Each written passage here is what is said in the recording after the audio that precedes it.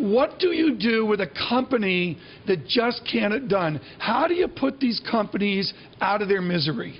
Well, I tell you what's going to happen right now, and I think what we want to say is we're seeing a real theme going on here. The boys are back. All these former CEOs, former chairmen, former founders coming back to run the company. You're seeing it at JCPenney, you're seeing it at Dell. Now we're seeing it here. I think this is a move where the guy didn't resign. He was asked to leave. It's certainly very clear to me. That's what's going on behind the scenes.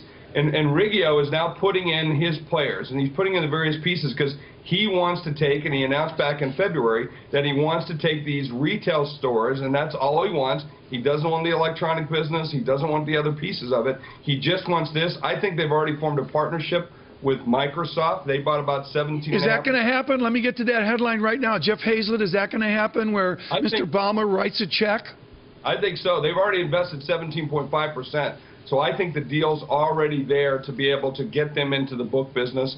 That's what they're trying to do. And this has been part of the, I think, a longer-term play that's been going on in the boardroom there in the C-suite. This has been a long-term soap opera. We are thrilled to have with us with Jeff Hayzlett this morning, Daniel Hurwitz with DDR of Cleveland. He's a member on the board of the Rock and Roll Hall of Fame, among other cool things that you do. This is always and first about real estate. What would you do?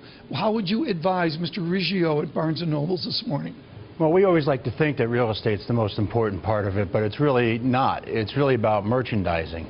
So the question is, when you don't sell anything that people want to buy, you have a problem as a merchant.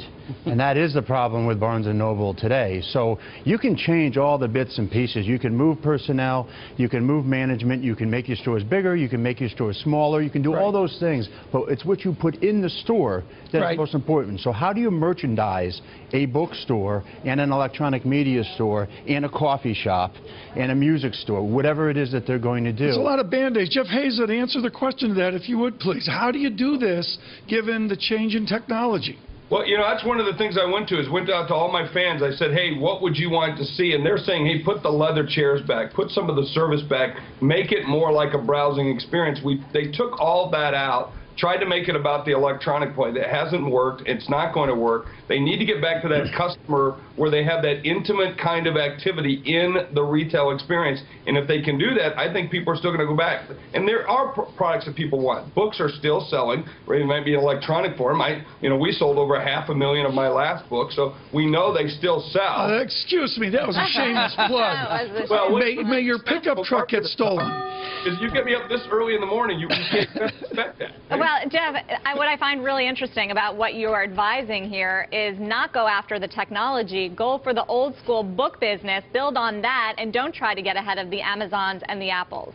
Absolutely. Think about it. When the last time the Harry Potter book came out, where were the lines? They were outside these stores. They're still there. People still want to come. They still want that experience, so let's give them the right kind of experience, and they'll still come back.